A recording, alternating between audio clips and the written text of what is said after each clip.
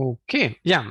Hello, welcome to the webinar today, optimization of reports for the consent manager platform. We will have a look at the reportings, what to do, how to understand them, what's the data, and then the second part is the optimization. Basically, what do you do with the data? How can you optimize acceptance rate, bounce rate, etc.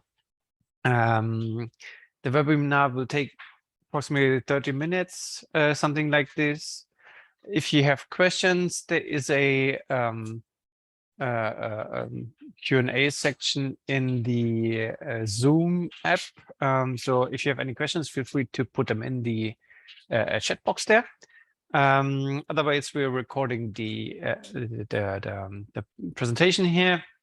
The video and the PowerPoint will be available on our website on consentmanager.net/knowledge/videos. Yeah, so much for the introduction.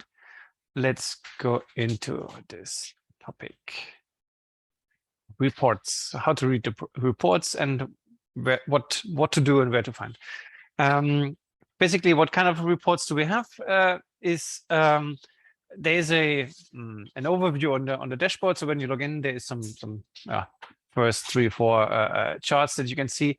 But when we're talking about reports, what I mean is when you go into menu reports, and then you have 4 items there, which is CMP report, crawler report, benchmark report, and optimization report.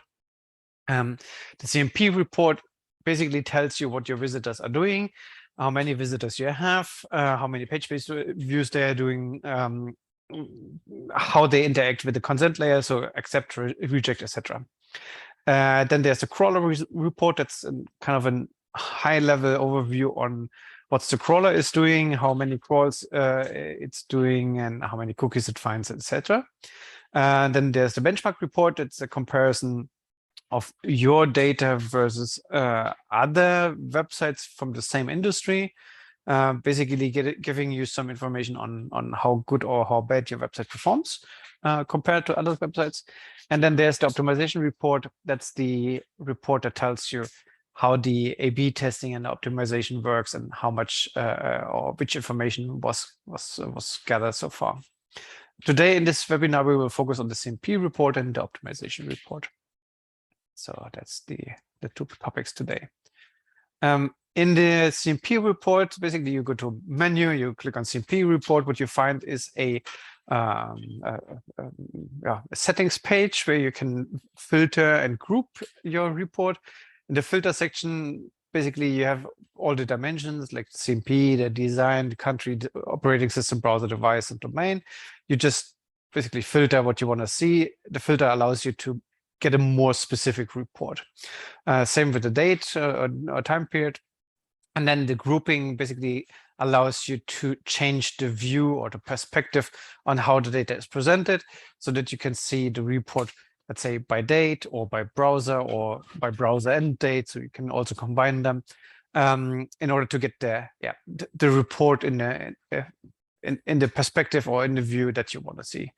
The important thing there is the details basically will be removed after 45 days. So we are archiving historic data. So all data that's older than 45 days goes into the archive. You will still have the basic data, so you will still be able to filter by CMP and by date, and group by CMP and date.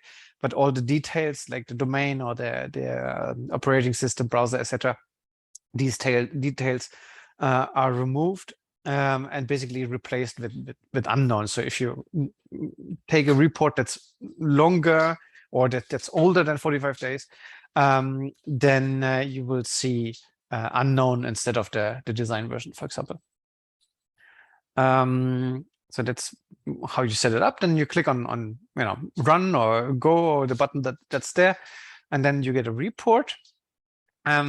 With the reporting, I said that the grouping will give you basically the same view on all the on the same data. So you will have the same results, so to say, the same summary, but a different view. So you will have, in this case, I have the country and the device type. Here I have the dates, and there I have the operating the browser. So different grouping, but same result basically. The results that you get will look something like this. So you have a chart on top. Depending on how you grouped, you will give different charts. So if you group by date, you will get this timeline chart. If you group by let's say by browser or something, then you will get three pie charts or something like this. So the charts will be a bit different depending on how you group, and then basically the data below the chart. The data table is 4 sections. The one is the grouping, basically what you just grouped, you will see there. Then we have this traffic part. That's all related to the existing traffic on your website. Then you have this part with the consent screen, basically telling you what happened when the consent layer was shown, etc. And then you have the bounce rate. That's the users that leave your website. You also find a plus icon in the traffic and the consent screen part, and below it you will find a show all data, a link to basically expand the whole table. The version that we are seeing here is the collapsed version. So if you click on the plus and this plus or the link, you will get more details, more columns. And we will look at this now. Basically, the traffic part. If you collapse it, if you expand it, basically before you only see these first 4 columns. If you expand it, you will see all the others. What they mean is basically what the headline says. So visits is the visits on your website. So one user comes on your website. Let's say he visits the landing, the start page, the homepage, and 3 more I don't know, product pages and the contact page. So 5 pages in total. That would be counted as 1 visit and 5 page views. So 1 visit is the user, 5 page views is each pages. If the user leaves the website or stays inactive for longer than 30 minutes, it's counted as another visit. For these page views, you have then the details what happened on or how these page views occurred.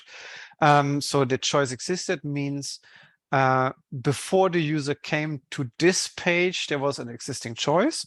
So that's typically the case when either the user is a returning user, so the user made a choice yesterday, comes back to your page, it's an existing choice, or basically the second, third, fourth, fifth page view of the user, assuming that the user made a choice in the first page view. So user comes on your home page, makes a choice. This first page will not have an existing choice, but then the second, third, fourth, fifth, etc. will have an existing choice. For these existing choices, you can see the breakdown in accepted, rejected, custom, and the percentages of each. The accepted and rejected, the logic for this is a user or a page view is only seen as accepted if all vendors that you can enable get enabled. So if you have, depending on your legal basis, you have a vendor that needs consent or you have a vendor that needs legitimate interest, all these vendors that you can change, you enable them. It doesn't matter if you enable them by clicking on the accept all button, or if you go to the custom settings and then enable them all manually. Doesn't matter. If all are enabled, it's counted as accepted. The opposite is if all are rejected or all are disabled, then it's counted as rejected. So again, same logic. If I click on reject all button, or if I go to custom settings and disable them all, this will be counted as rejected. Custom is the basically everything in between.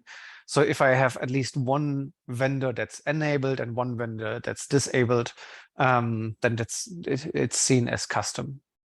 Not necessary is the case when you have in the legal settings in the system, you can say, let's say, for example, only users from from Europe should GDPR should only apply to these users. Then basically, if you have a user from, let's say, Brazil on your website, this user, will not fall under the rule. And it will not be necessary to show the consent layer for this user. So these page views will fall under this column, not necessary. And not possible is the logic when we basically check for the user if his browser supports cookies. If it doesn't support cookies at all, then we will not even try to show the consent layer. We will just basically ignore the user, will treat the user as rejected, and this page impression is counted as not possible. So that's the traffic part. The other part, as said, is the consent screen part. For the consent layer, how often it was shown. That's the first column here. The views, basically the consent layer shown. The percentage is the percentage based on the page impressions. So in this example, roughly 36% of the page impressions also had a consent screen shown. So 1/3 of the page impressions had a consent screen. And then the other columns are based on the choices that the users do. Basically, how often was the consent screen was accepted, rejected, custom. The total values, again, same logic as before, accept is only seen if all vendors are enabled. Reject is when all vendors are disabled, and custom is everything in between. You also have percentages there. Basically, you have two, or in the traffic, you also have an acceptance percentage. Basically, you have 3 acceptance rates in the reporting. Mathematically, they're all correct, or it's valid to say that's an acceptance rate, but the underlying meaning is a bit different. These 2 acceptance rates are basically it's the acceptance based on the views. So how often was the consent layer shown, and how often was a choice made that lead to acceptance? In this case, that's here the 23%. If you remove or if you don't calculate the users that ignored, so basically users that did not make any choice, then obviously this number goes up. So if you only compare the acceptance versus all choices, so accept plus reject plus custom equals all choices, and then you divide it by the acceptance rate, then you obviously have a much higher rate, which is, again, you can also say that's an acceptance rate. It's just a different mathematics. Depending on your business goals, basically all these numbers can be valid acceptance rates for you, valid answers to your questions. There's even more mathematic ways to calculate an acceptance rate that still make sense. There's more, like 5-6 more ways to calculate this. So it's not necessarily your way that we show here, but it's the most common, let's say it this way. For most of the reports, the acceptance rate for the choices is shown, so this column here. But again, it can make sense that you focus on another one, or you calculate your own acceptance rate based on the data that you have. Yeah. The ignored, as said, is users that did not do anything. It doesn't mean that they left the website. It's just meant they did not. So the layer appeared and they did not reject, accept, or press any button. Usually, most clients have a design where you can't ignore, basically, or you need to use the consent layer. Otherwise, you can't really use the website. In this case, usually ignore rate and bounce rate is the same, or should be the same. But there is also some differences. We will look at them in a second. So that's the consent screen area. And then at the end, we have the bounce rate. Bounce rate is basically a user leaving the website. So consent layer opens, user does something on the website or doesn't do anything on the website, doesn't matter. user leaves the website. There is no follow-up page impression to this, and it's considered a bounce. The difference between a bounce and a user and then user ignoring is basically an ignore is followed by another page impression or not followed by another page impression. All of them are basically ignores. A bounce is really just there is no other page impression behind them, and so the user left. So there is an overlap to these for these numbers. So ignores include bounces. Bounces partially include ignores, but it's not the same. As we've seen in the table, there is two different bounce rates that we calculate. One is the total bounce rate that includes all users, and it doesn't matter what the users do. So it can be a user coming to the website, ignoring the layer, basically not doing anything with the layer and leaving the website. But it can also be a user using the layer, so basically clicking on accept or reject and then leaving the website. So the total number is all bounces from the first time the consent layer was shown, basically. And then we have the second bounce rate. That's the users that did not do anything. So user comes on the website, ignores the consent layer, leaves the website. So that's the second bounce rate. Compared to the ignore rate, usually they should be close together. If they're not close together, then either you have a design that basically allows the users to just ignore the design and continue surfing. Then there is users that just click on reject, not reject, refresh basically. Then you would also have an ignore but not a bounce because you have a follow-up page view. The most typical way, actually, if you have a difference between ignore and the bounce rate, is usually bot traffic, especially on e-commerce websites. You will see it very often. The bot goes on the website. Bots don't care about consent layers, so they will just continue surfing on your website. And therefore you will get more and more ignored, but only have one bounce at the end when the bot leaves the website. If the bounce rate is high or low, it's not. So there's not really like a good value or a bad value. A bounce rate is just a bounce rate. Just means that the visitors are leaving the website. There is totally valid reasons why there is bounces. For example, if you have a website like Yellow Pages, for example, it's totally natural that the user comes from, let's say, Google searches for something, comes to the website, finds the exact result that they wanted, gets the information, leaves the website. So there's no problem when there is a higher bounce rate. On the other hand, if you have, let's say, an e-commerce website, a user bouncing usually means that the user does not shop and does not continue shopping, because usually a shopping session would include more than one page. So you have the product page and you put something in your cart and then you order something. So you would usually have multiple pages. So if you have an e-commerce website, then usually the bounce rate should be lower compared to, let's say, a informational website or even a Yellow Pages or something. But as I said, in general, bounce rate doesn't mean to be something bad. Also, the bounce rate usually goes up if you buy traffic. So if you have online marketing campaigns running, etc., that's also typically users that are not 100% loyal users and just come and go again. So that's the bounce rate. And then what do we do with all this information?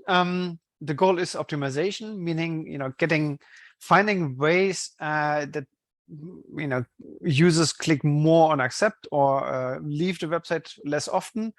We can influence this by changing the designs and changing certain things on in the behavior, maybe. In order to do this, usually what's done is an A/B testing. So what you would do is you create two designs, let's say one with a big button, one with a small button, or one with a red background and one with a green background, something like this, 2 or more designs. you go to the CMP settings, menu CMPs, you edit the CMP, and in the CMP you have a design section. You enable more than one design, so 2, 3, 4, 5, how many you want.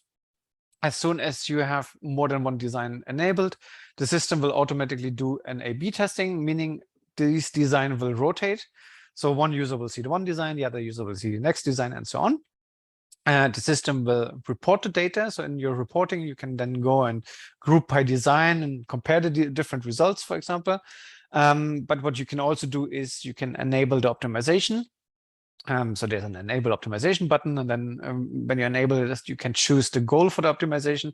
So either the goal is to increase the acceptance rate or to lower the bounce rate. Usually that's kind of the opposite. We will have a look at this on the next slide. Depending on what your goal is, publishers usually tend to optimize on acceptance rate. E-commerce usually have something like 50-50 or even more towards the bounce rate. Basically choose what's more important for you, and then the system will take the numbers, learn from them. So there's a machine learning in the system, learn from them and apply the numbers. We will also see it in one of the later slides. Yeah, acceptance rate versus bounce rate. As said, depending on what your goal is, you can have different designs. Usually, if you want to get a higher acceptance rate, you need to make the users, you need to activate them. You need to enforce that they do a choice or perform something. That's usually done with a bigger design, a design that's more in the middle of the page, bigger buttons, etc. If you want a lower bounce rate, then you usually create a design that's a bit smaller, maybe here at the bottom. So something where the users can basically just continue and don't get bothered by the design. As you see, both designs have quite different, and therefore acceptance rate and bounce rate in most cases are kind of opposite. So it's up to you to find what's the right thing. Is it worth to get more acceptance rate, or do you want to have more bounce rate? Different designs, different results. Typical elements that you can optimize in the order how they affect the acceptance rate and the bounce rate. So the most typical thing that will increase or decrease your acceptance rate is the button or the button logic, or if you have a close button or a close X in the corner. So for example, if you don't offer a reject button, but just a settings and an accept button, then obviously you will get a higher acceptance rate, because users, they want the short way out and they don't want to go to the settings page. It might not be the legal way, or you might want to consult your data protection officer for all of it. But as I said, buttons is usually the way to optimize these things. There is ways that how you can play with buttons. Also, it's like the order of the buttons, the color of the buttons. If you offer a close button in the corner, then the acceptance rate just drops like 20-30%, something like this. But also the bounce rate will drop. Users will stay on the website. So again, if you offer them a quick way out, then users will take the quick way out. The second important thing is the position. As we discussed before, a centered design versus somewhere on the corner, somewhere at the bottom, etc. That makes a huge difference. Same for the background. The numbering is wrong. So number 3 is the background. So if you can see the website, or if you hide the website, makes a difference. Again, the user can choose, or the user can already see the website and see, aha, okay, maybe it's not what I wanted. I don't even bother to do something with the layer. The colors can make a difference. When we're talking differences with the colors, we're talking about like single digit percentages, maybe even less.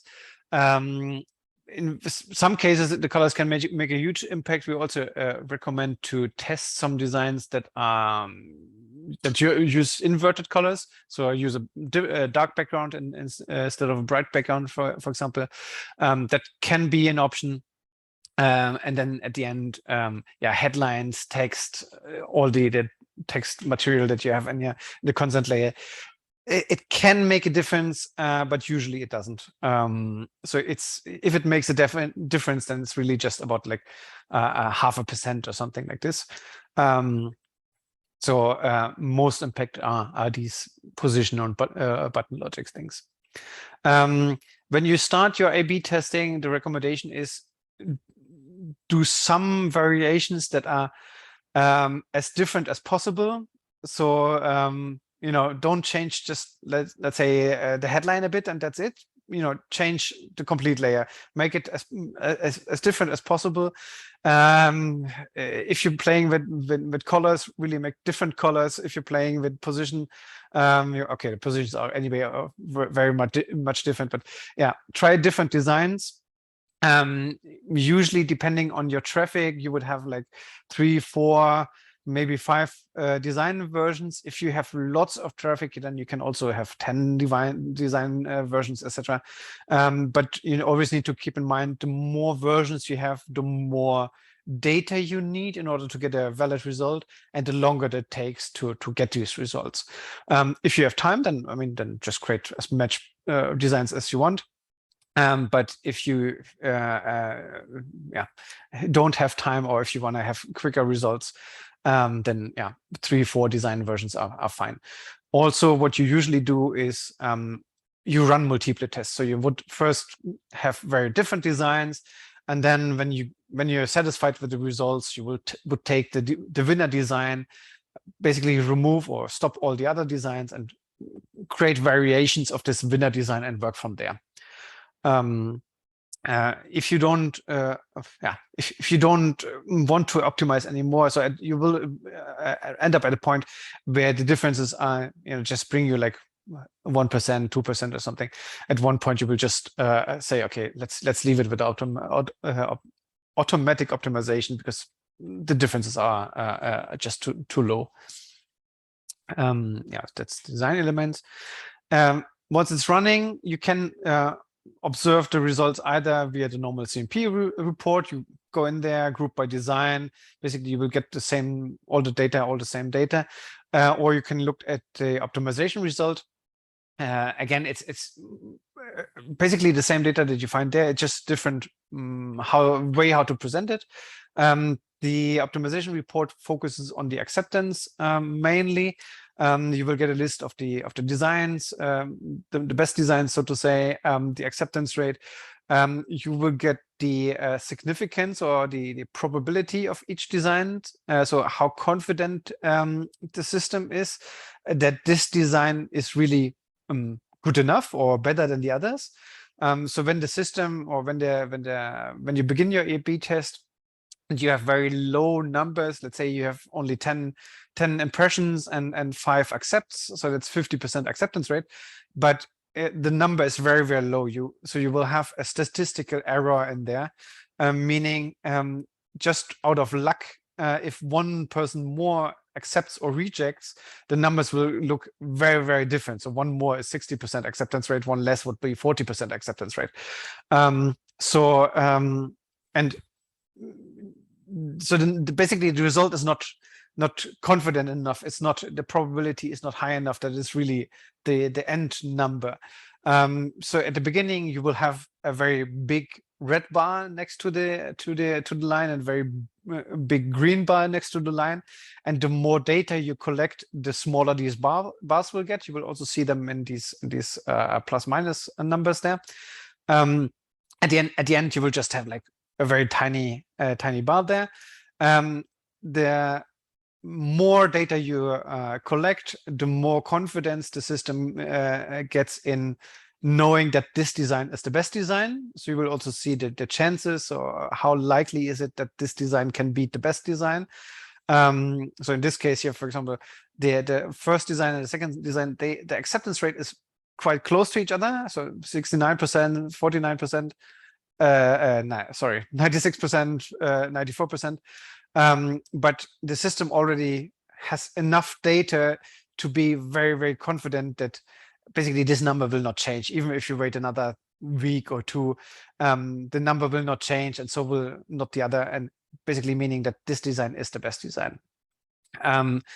What will then happen is basically when you use the optimization, the system will take these numbers and optimize, meaning it will reduce the amount that where the bad designs are used and increase the amount where the good designs are used. So in this case, you will see the consent screen views going up for the best design and going down for the bad design. Here for the second, for example, the system isn't quite sure yet in this report.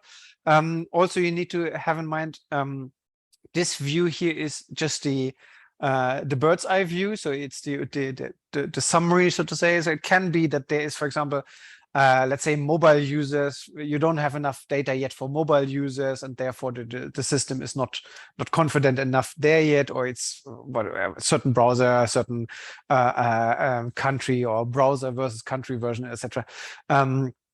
So it can be that from the overall perspective, it is very clear that one design is good, but it can still be that there is underlying dimensions, or that there is data in there that suggests maybe something different. So it can even be that even the worst design might be the best design for I don't know, a specific country or a specific day or something. So there's actually clients that have different designs, or where different designs work better on weekdays versus weekends, or mobile versus desktop, or certain countries, etc. So there can be a difference in these dimensions, and from the overall view you might not see it because it's just, you know, it's hidden in all the data basically. So it makes sense to even if the system says it's confident, even to just wait a bit longer just to see if there's more changes. Or in best case, to just let the automatic optimization continue, because the automatic optimization, what it does is, if it's confident, then it will reduce the bad designs up to 1%. So at the end, you will have something like 99 versus 1. And okay, if this 1% is significant for you, because your website is visited 10 million times a day, then maybe you also want to get rid of this 1%. But maybe you don't need to. Maybe it's just, you know, you just leave it running, gain the confidence, and you know, let the system do its work. So that's this part. Then there is another view on the acceptance rate and the bounce rate in the optimization report. So basically, this chart that you see is each bubble is a design, and you have the acceptance rate on the left, the bounce rate on the bottom, and so you can basically compare them. What you want, or what's optimal, is basically a bubble in the left top corner. So that's the sweet spot: high acceptance rate, low bounce rate. The worst ones are bottom right. So high bounce rate, low acceptance rate. In most cases, they will kind of group along this center line. But basically everything that's above the center line is better, and everything that's below the center line is less good. In this case, you can already see there is a big difference. So if we're looking at a bounce rate, there is 23% versus, let's say, 33%, so 10% difference. Acceptance rate is also almost 20% difference. So it can really make a difference if you have a lower bounce rate or a higher acceptance rate. And it is really important to not automatically say acceptance rate is good. Acceptance rate is the goal. I mean, in this case, I said 10% less users can probably mean 10% less sales on your website if you're a shop. On the other hand, if you're selling ads, for example, you might want to have acceptance rates. That's the only thing how you can sell your ads. You might you know, accept that there is some users that just leave the website. So it's important to get a formula for yourself. In best case, you find a number and say, okay, one bounce is worth, I don't know, €1 or something, and then accept is worth 80 cents or something, so that you get a feeling how much bounces can you allow versus how much acceptance do you want to have. Yeah, so that's the acceptance rate and the bounce rate. Yeah, that's actually the report. We're good on time. Perfect. Any questions so far? No questions. Means everybody understood everything. That's super. Otherwise, you have the chance now to put them in the little Q&A box there. Feel free to place your questions there. Before in our webinar this morning, we had a German webinar this morning. There was, I'm just thinking what question was there.